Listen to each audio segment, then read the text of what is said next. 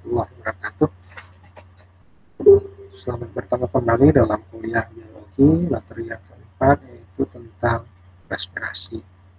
Saya berharap Anda semua berada dalam kondisi sehat walafiat, sehingga kita bisa melaksanakan perkuliahan ini dengan baik. Untuk itu juga, supaya apa yang kita pelajari ini mudah dipahami oleh kita semua, juga bisa menjadi amal ibadah bagi yang belajar, bagi yang mengajar. Mari kita berdoa dalam hati masing-masing supaya apa yang kita pelajari ini mudah kita pahami dan juga kita selalu sehat walafiat sehingga proses perkuliahan ini dapat berjalan dengan lancar. Berdoa dimulai.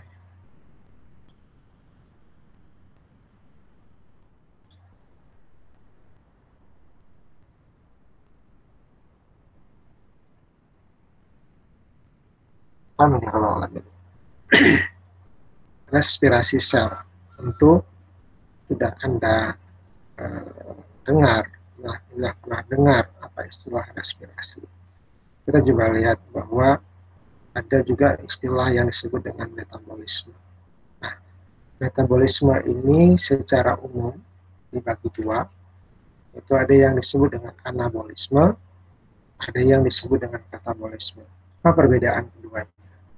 Anabolisme ini adalah proses pembentukan molekul kompleks dari molekul sederhana yang memerlukan energi, dan proses ini sering dikenal dengan istilah fotosintesis. Fotosintesis ini menggabungkan unsur-unsur sederhana yang ada di lingkungan, di tanah, di udara, dalam cahaya matahari, kemudian dirakit di dalam sel, khususnya di dalam kloroplas, itu senyawa zat warna dari makhluk hidup yang ada pada tumbuhan dan makhluk protista, sebagian makhluk protista. Dan karena memiliki kloroplas inilah, maka peran mereka itu bisa merakit energi dari unsur sederhana atau senyawa sederhana menjadi senyawa kompleks yang kemudian senyawa kompleks itu berupa produknya dimanfaatkan oleh tumbuh-tumbuhan itu sendiri atau oleh produsen itu sendiri, dan juga bisa dimanfaatkan oleh makhluk hidup lainnya termasuk manusia, hewan, dan organisme lain yang tidak memiliki kloroplas memanfaatkan molekul kompleks itu sebagai sumber energi untuk aktivitas kehidupannya. Nah, itulah yang kemudian disebut dengan katabolisme. Jadi, katabolisme ini penguraian molekul kompleks menjadi molekul sederhana yang melepaskan energi, yang salah satunya adalah dikenal dengan respirasi. Jadi kita manusia bisa beraktivitas karena kita makan, karena kita minum, karena kita memanfaatkan energi dari tumbuh-tumbuhan. Dan itu adalah mengubah energi kompleks menjadi energi sederhana. Dari beras, kita masak menjadi nasi, tambah lauk, kita makan, kita kunyah, kemudian semua itu masuk ke dalam mulut, ya, kunyah di mulut, masuk ke dalam rongga pencernaan, masuk ke dalam lambung, di lambung dihancurkan, kemudian diserap oleh sel, dibawa ke seluruh sel, kemudian di dalam sel ada senyawa, ada organel sel yang disebut dengan mitokondria, dan di dalam mitokondria itu energi kompleks tadi diubah menjadi energi sederhana sehingga bisa menjadi bentuk ATP, adenosin trifosfat, yang bisa dimanfaatkan sebagai sumber energi. Jadi untungnya makhluk hidup yang tidak memiliki kloroplas bisa memanfaatkan makanan yang sudah dibuat oleh makhluk hidup yang memiliki kloroplas, sehingga kita di alam ini saling memerlukan, saling ketergantungan satu dengan lainnya. Yang paling tergantung sebenarnya adalah makhluk hidup yang tidak memiliki kloroplas. Ya, tetapi makhluk hidup yang memiliki kloroplas juga membutuhkan makhluk hidup yang tidak memiliki kloroplas, karena mereka membutuhkan CO2, dan CO2 itu umumnya dihasilkan dari makhluk hidup yang tidak memiliki kloroplas. tapi juga bisa dihasilkan oleh makhluk hidup yang memiliki kloroplast juga. Sehingga dengan dihasilkan oleh kedua-duanya itu jumlahnya menjadi banyak.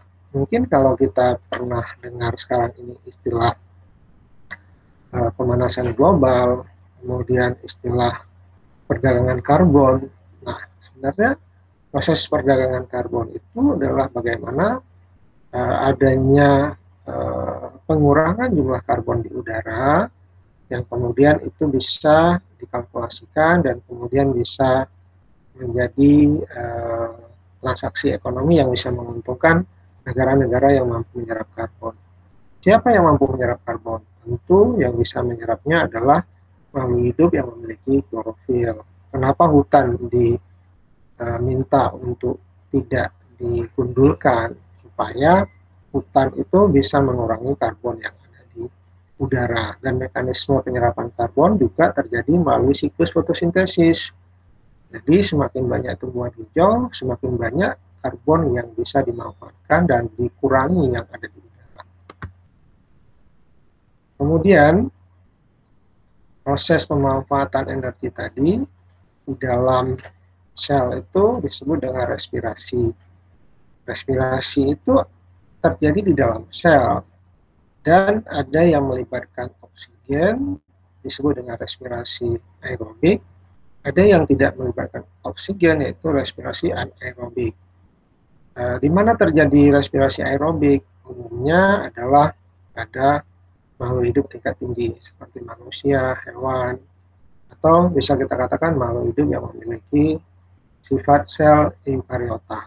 Sedangkan fermentasi yang terjadi secara anaerob itu biasanya pada mikroorganisme. Nah, ada pengelompokan tadi sudah disampaikan respirasi selular atau respirasi anaerob, respirasi aerobik, respirasi yang terjadi di dalam sel yang memerlukan oksigen. Nah, prosesnya adalah proses selular, proses yang terjadi di dalam sel, yang menguraikan karbohidrat berupa senyawa kompleks yang kita dapatkan dari tumbuh-tumbuhan dan metabolit lainnya bersamaan dengan pembentukan energi ATP.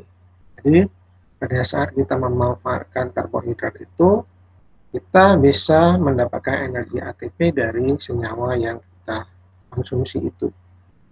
Kemudian respirasi selular ini menggunakan oksigen sehingga disebut juga respirasi aerob atau aerobik dan menghasilkan karbon dioksida.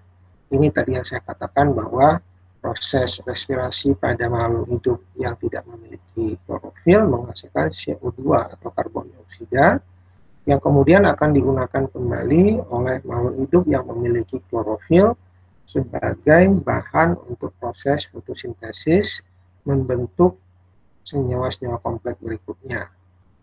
Nah, dalam proses penguraian glukosa menjadi CO2 dan air, menjadi CO2 dan air, kita memanfaatkan itu adalah menjadi CO2 dan air yang kemudian juga menghasilkan energi tadi. Energi itu yang kita serap sebagai sumber energi untuk kehidupan. Nah, energi dihasilkan dari molekul glukosa.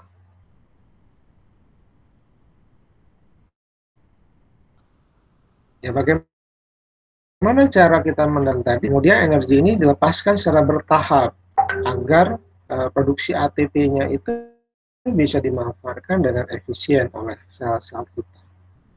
Ya, jadi dia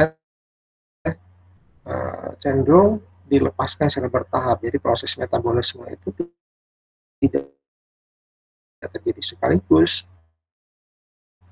Kemudian ya, ada enzim oksidasi reduksi yang terdiri dari NAD plus dan FAD sebagai koenzim.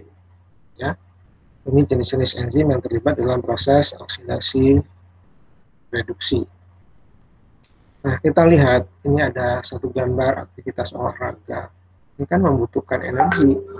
Bagaimana kita dapatkan energi itu Nah, kita lihat ini ada garis merah, ada panah merah dan ada panah biru.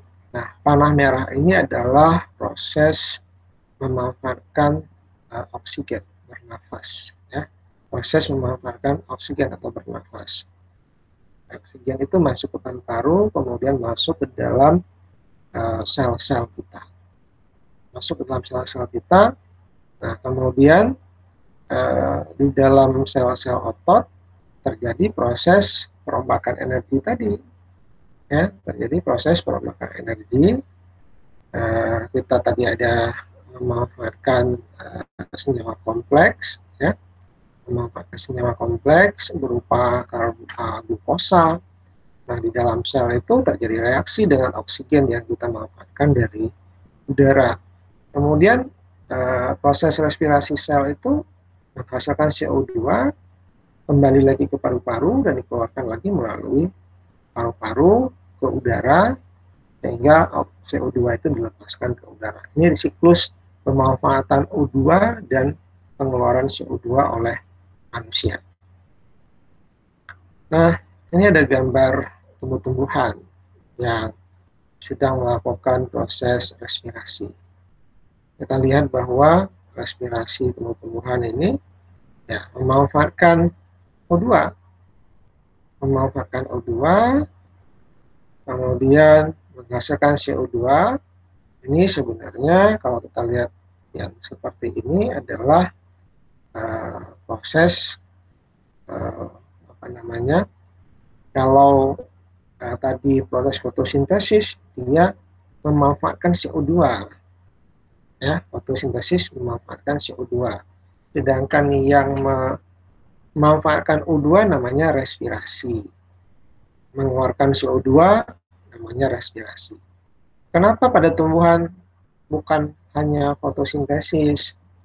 Nah, respirasi juga berlangsung di dalam sel-sel tumbuhan. Jadi, tumbuh-tumbuhan ini selain bisa berfotosintesis juga tetap melakukan proses respirasi. Sehingga proses pembentukan senyawa kompleks dari proses fotosintesis yang dihasilkannya sebenarnya dimanfaatkan oleh tumbuh-tumbuhan itu sendiri sebagai sumber energinya. Ya, dimanfaatkan oleh tumbuhan itu sebagai sumber energi. Yang lebih disimpan sebagai cadangan makanan. Yang disimpan sebagai cadangan makanan inilah yang dimanfaatkan oleh makhluk hidup lainnya. Nah, kita lihat penjelasan berikutnya adalah respirasi pada tumbuhan berlangsung siang dan malam. Jadi, tidak ada proses terhenti proses respirasi ini. Berlangsung siang dan malam. Ya, karena proses respirasi ini tidak ada ketergantungan dengan cahaya. Jadi, respirasi selalu berlangsung sepanjang waktu selama tumbuhan itu hidup. Bukan pada saat dia berfotosintesis, dia berhenti melakukan respirasi. Ini informasi yang sering keliru yang dijelaskan dari jenjang pendidikan sebelumnya. Jadi dia berlangsung terus-menerus respirasi ini. Tinggal nanti apakah aktivitasnya tinggi atau rendah tergantung dari aktivitas makhluk hidup itu sendiri. Ya, kita lihat substrat respirasi adalah setiap bahan organik tumbuhan yang teroksidasi. Ya, sebagian menjadi senyawa teroksidasi atau tereduksi sempurna menjadi karbon dioksida dan air dalam metabolisme respiratoris. Jadi sama saja konsep respirasi pada tumbuhan dan makhluk hidup lain. Nah, umumnya substrat untuk respirasi adalah zat yang tertimbun dalam jumlah yang relatif banyak dalam sel tumbuhan. Ya, yang tertimbun. Dari mana tertimbun? Dari proses fotosintesis menghasilkan senyawa kompleks tadi disimpan pada organ-organ penyimpan cadangan makanan, pada buah, pada jaringan parenkim, pada akar, pada umbi, itu dimanfaatkan. Kemudian bukan zat yang merupakan senyawa antara hasil dari penguraian tadi. Jadi hasil penguraian biasanya disebut dengan metabolik antara, tapi ini bukan senyawa antaranya. Nah, karbohidrat merupakan substrat utama respirasi, baik pada tumbuh-tumbuhan maupun pada makhluk hidup lainnya. Dalam sel tumbuh-tumbuhan, dengan glukosa sebagai molekul pertama, ya, jadi karbohidrat itu glukosa sebagai molekul utama, ada molekul-molekul yang lain. Substrat respirasi yang paling penting di antara karbohidrat adalah sukrosa, atau dikenal dengan disakarida, ya, disakarida, ya. Gula, glukosa, dan fruktosa. Disakarida itu adalah glukosa dan fruktosa. Nanti ada istilah lagi polisakarida, ya. Dan pati, ya, pati sering terdapat dalam sel tumbuhan sebagai cadangan karbohidrat. Ini yang dimanfaatkan sebagai sumber respirasi. Jadi sama saja proses respirasi pada tumbuh-tumbuhan maupun pada makhluk hidup lainnya. Nah, ini ada satu gambar reaksi ringkas penguraian glukosa. Nanti penguraian glukosa ini adalah proses perombakan energi, ya, proses yang dilakukan oleh makhluk hidup katabolisme, makhluk hidup yang tidak memiliki klorofil. Kita lihat sebagai bahan bakunya, ini adalah glukosa yang disimbolkan dengan P6, H12O6, ini sudah hafal semuanya. Kemudian ini kita lihat bereaksi dengan O2, ya. Nah, ini menghasilkan CO2.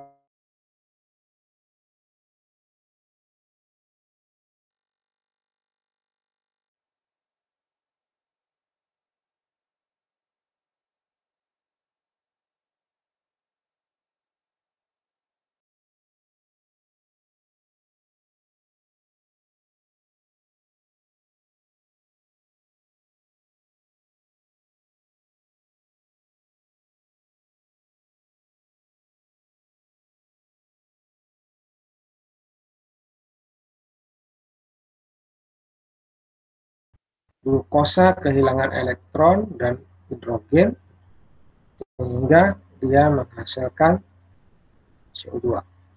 Ini adalah proses oksidasi. Kemudian satu lagi adalah proses reduksi. Proses reduksi yaitu O2-nya dari proses awal ini, ya, kemudian bergabung dengan H2 untuk H2O. Ini adalah proses reduksi. Oksigen menerima elektron berupa H. Nah, kita lihat. Elektron dihilangkan dari substrat yang diterima oleh oksigen, ya, bergabung dengan H+, kemudian menjadi H2O. Glukosa dioksidasi, ya, glukosa dioksidasi, kemudian O2-nya direduksi. Glukosa dioksidasi menghasilkan CO2, kemudian O2 dioksidasi berikatan dengan H2O, yang H-nya itu bersumber dari glukosa. Nah, tadi ada enzim, ya, yang terlibat. Kita lihat ini ada NAD+, nikotinamida adenin dinukleotida. Nah, ini adalah koenzim untuk proses oksidasi reduksi. Kenapa disebut koenzim? Karena mengoksidasi metabolit dengan menerima elektron, ya, mengoksidasi metabolit dengan menerima elektron, kemudian mereduksi metabolit dengan melepaskan elektron. Makanya disebut dengan koenzim oksidasi reduksi. Ada dua hal yang terjadi, yaitu proses menerima dan proses melepaskan. Ya, proses menerima dan proses melepaskan. Nah, setiap molekul NAD digunakan secara berulang-ulang. Nah, ini kita lihat proses reaksinya. Kita lihat ini adalah senyawa glukosa, ya, ini senyawa glukosa. Kemudian ada NAD di sini yang terlibat, ya, ada NAD yang terlibat. Ada proses melepaskan elektron, proses reduksi. Ada proses menerima elektron, ya. Ada proses menerima elektron, itu proses oksidasi. Kita lihat lagi koenzim yang lainnya atau enzim lainnya yang terlibat adalah FAD atau flavin adenin dinukleotida. Ini juga jenis koenzim oksidasi reduksi. Nah, dia fungsinya untuk apa? Menggantikan fungsi koenzim NAD+. Ya, jadi kadang-kadang digunakan FAD, tapi yang utama digunakan NAD+. Nah, karena dia prosesnya adalah koenzim oksidasi reduksi, juga menerima dan melepaskan elektron, ya. Nah, di sini menerima 2 elektron dan 2 ion hidrogen menjadi FADH, ya. Kita lihat selanjutnya tahapan-tahapan respirasi. Kita lihat ini ada gambar persegi 4 berwarna pink. Ini adalah sitoplasma, ya.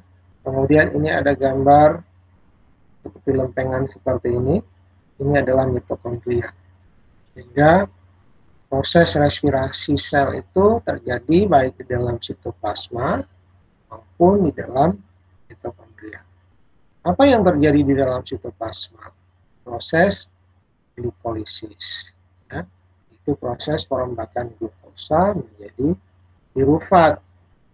Nah, glukosa ini kita dapatkan dari makanan yang kita makan, dari nasi, dari roti, dari makanan-makanan yang lain, diubah menjadi pirufat, ya. Kemudian pada saat proses mengubah glukosa menjadi pirufat, ada ATP yang dihasilkan, fosforilasi tingkat substrat. Ini ada ATP yang dihasilkan. Kemudian kita lihat ini pirufat masuk ke dalam mitokondria, ya. Elektron diangkut melalui NADH ke dalam mitokondria. Nah, di dalam mitokondria terjadi siklus asam sitrat, ya. Elektron diangkut melalui NADH dan FADH. NADH dan FADH ini diangkut masuk ke dalam ini.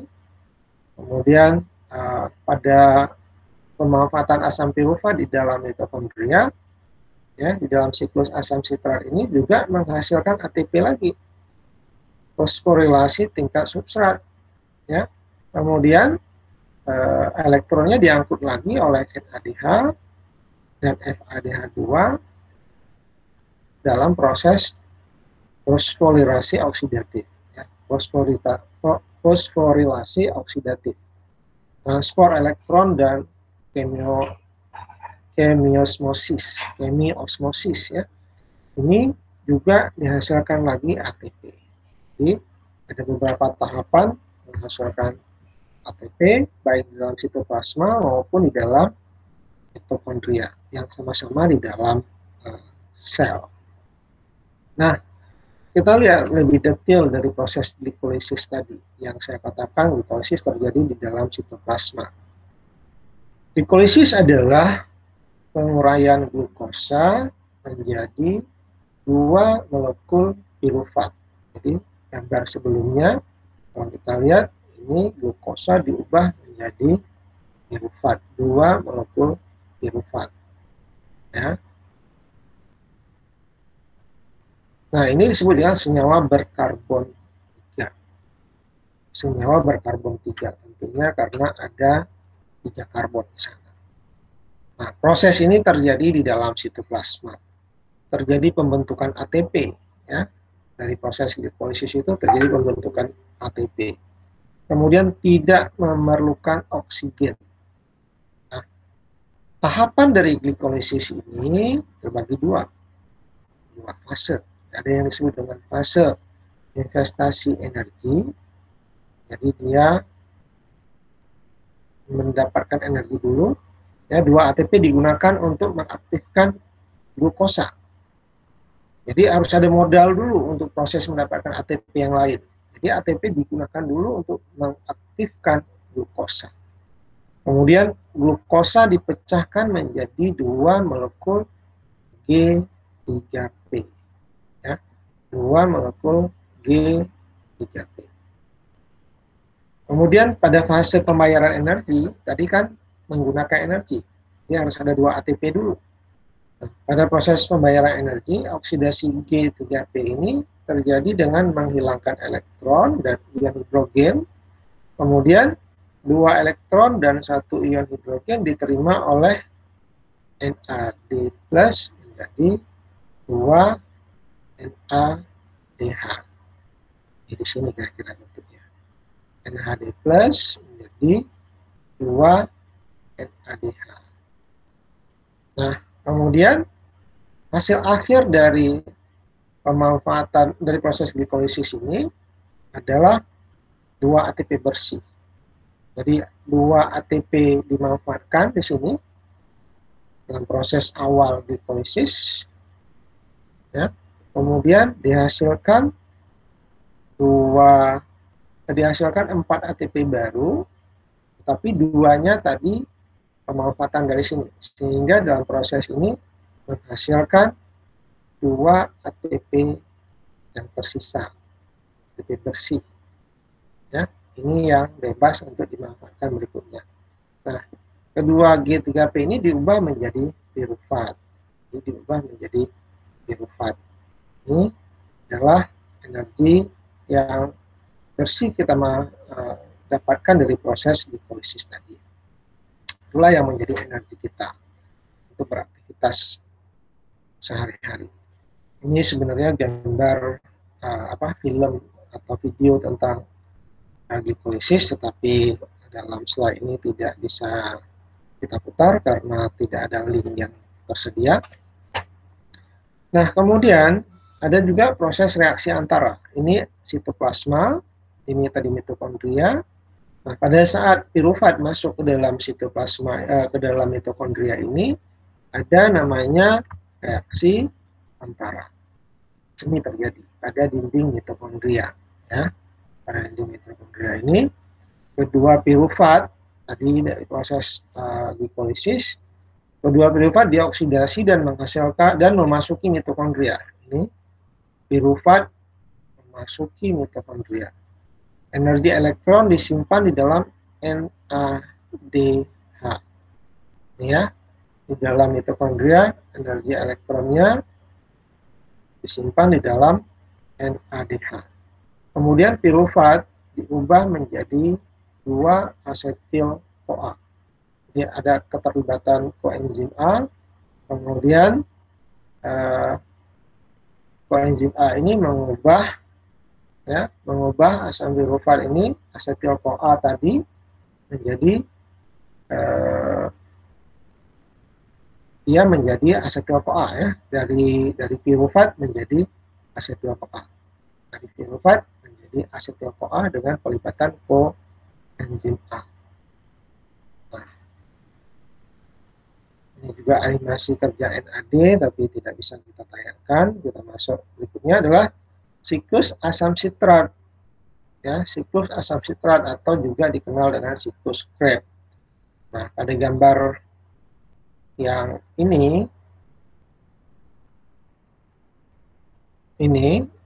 inilah yang disebut dengan siklus Krebs yang terjadi di dalam mitokondria. Sedangkan glikolisis terjadi di dalam sitoplasma, di luar mitokondria. Nah, ini kita kembali ke slide yang tadi. Nah, siklus Krebs atau siklus asam sitrat ini terjadi di dalam mitokondria.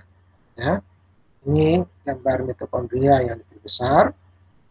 Kemudian dimulai dengan penambahan gugus asetil berkarbon 2 ke oksaloasetat, membentuk molekul berkarbon 6 atau disebut dengan asam sitrat. Jadi glikolisis ini penambahan NADH ke dalam ini, penambahan asam pirufat, ya. Kemudian ada ATP yang dihasilkan, ya. Kemudian di sini dalam proses ini, ya, kita lihat NAD, NADH, FADH2 menangkap energi elektron. Menangkap energi elektron. Kita lihat, kemudian di dalam ini akan terbentuk ATP dengan proses fosforilasi tingkat substrat. Jadi dibentuk ATP dengan proses fosforilasi tingkat substrat. Nah, 2 siklus untuk 1 molekul glukosa. Ya, 2 siklus untuk 1 molekul glukosa.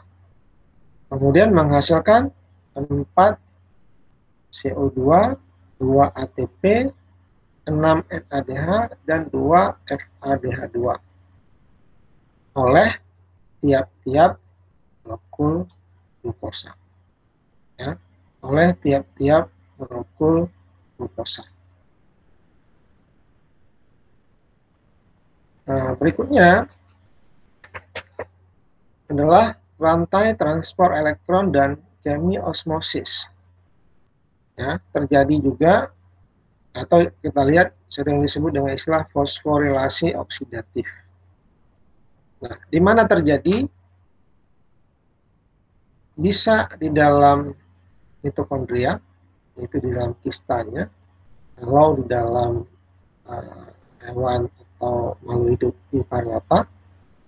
Sedangkan pada makhluk hidup prokariota, ya, prokariota aerobik, ini terjadi di membran plasma, di membran plasmanya, ya, karena dia tidak memiliki membran inti.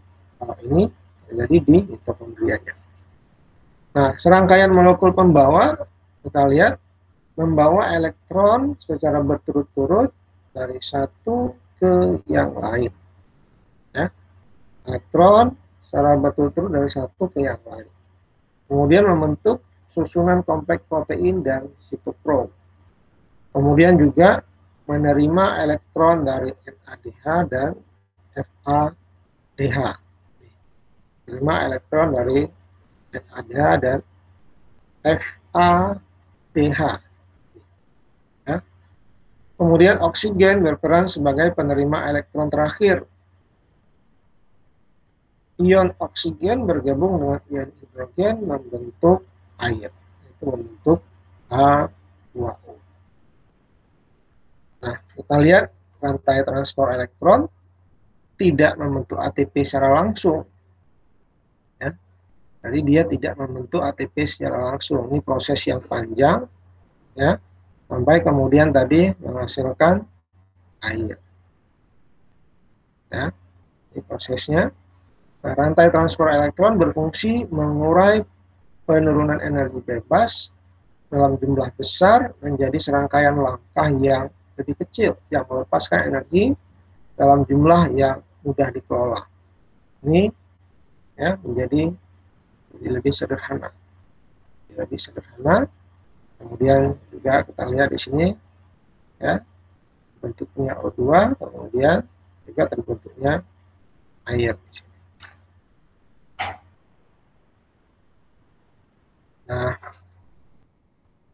kita coba menghitung-hitung produksi ATP, ya. Bagaimana proses produksi ATP-nya. Selama respirasi selular, respirasi yang terjadi di dalam sel, baik di dalam sitoplasma maupun di dalam mitokondria, sebagian energi mengalir dalam urutan glukosa yang tadi kita dapatkan dari bahan makanan yang dimakan, kemudian ada NADH, jadi rantai transport elektron, kemudian daya gerak proton, kemudian baru menghasilkan ATP. ATP itu bisa dihasilkan di dalam proses glikolisis dan bisa dihasilkan di dalam proses siklus Krebs. Ya. Total ATP yang dipergunakan adalah 2, kemudian dihasilkan 4 ATP baru, sehingga dihasilkan 2 ATP yang bersih dari setiap proses itu. Nah, selesai tentang respirasi aerobik yang melibatkan oksigen. Nah, berikutnya adalah respirasi anaerobik dan juga fermentasi. Nah, kebanyakan respirasi selular membutuhkan oksigen untuk menghasilkan ATP. Ini yang kita kenal dengan respirasi aerobik. Glikolisis menghasilkan ATP tanpa oksigen pada kondisi aerobik ataupun kondisi anaerobik. Ya. Glikolisis menghasilkan ATP. Tadi kita lihat glikolisis ketika di dalam sitoplasma, ya, tanpa oksigen, baik pada kondisi aerobik maupun pada kondisi anaerobik. Jadi dia tetap terjadi pada proses respirasi aerobik maupun anaerobik. Kemudian tanpa O2, glikolisis bisa digandeng dengan fermentasi, ya. Dan respirasi anaerobik menghasilkan ATP. Respirasi anaerobik menggunakan rantai transport elektron dengan penerimaan elektron selain O2. Ya, selain O2. Misalnya berasal dari sulfat. Berikutnya adalah fermentasi menggunakan fosforilasi sebagai pengganti transport elektron untuk menghasilkan ATP. Jadi dia tidak ada transport elektron. Proses fermentasi itu dihasilkan melalui fosforilasi, ya, menggunakan fosforilasi menghasilkan ATP juga. Nah,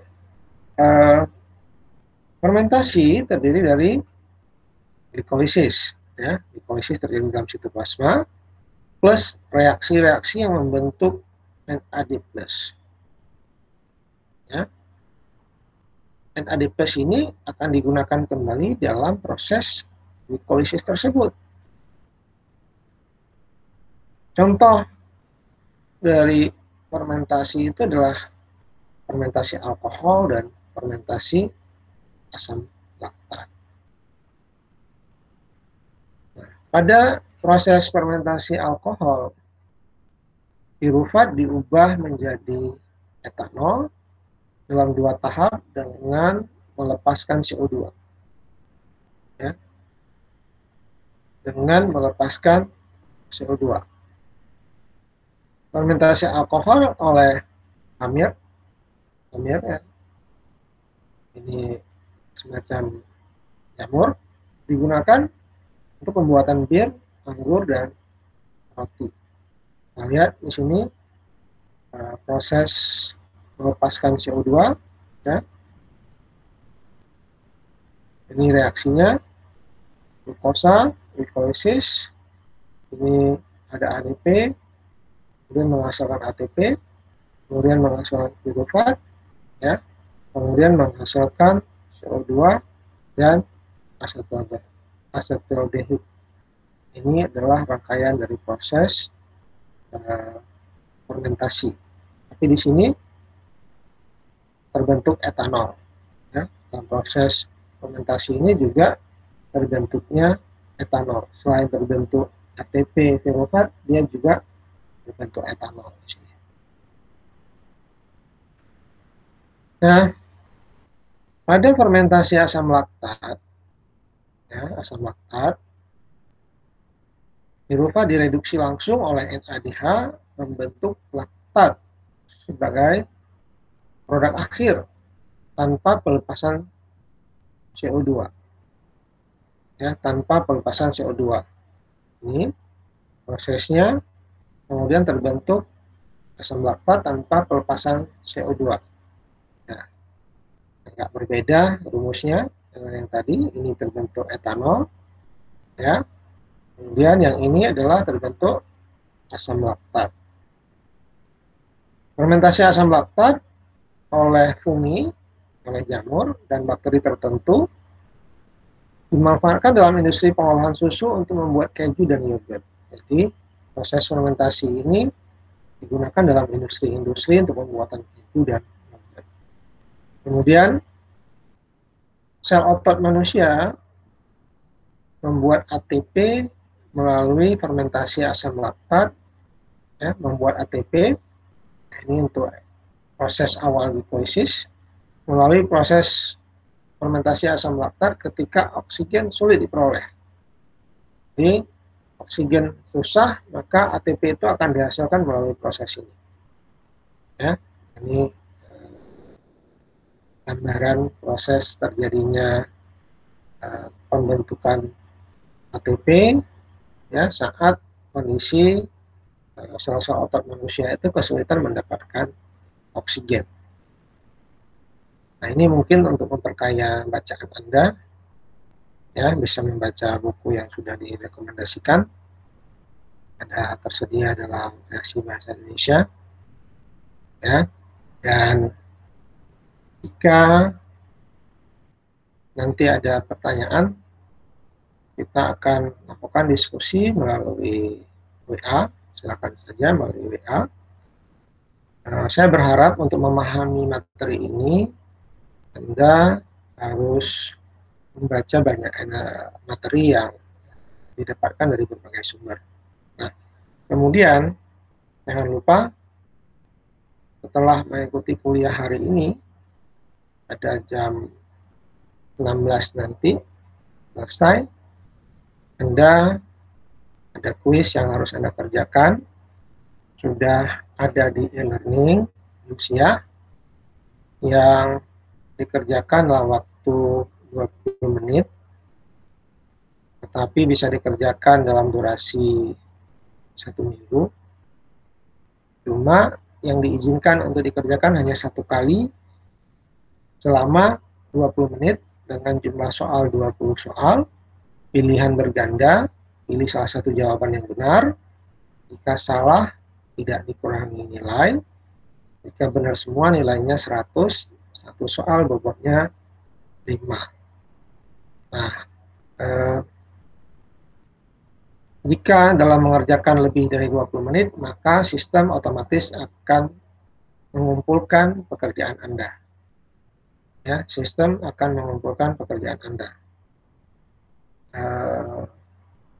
Saya berharap Anda bisa mengikuti kuis dengan baik dan mendapatkan hasil yang maksimal. Demikian kita akhiri pertemuan kita pada hari ini. Assalamualaikum warahmatullahi wabarakatuh.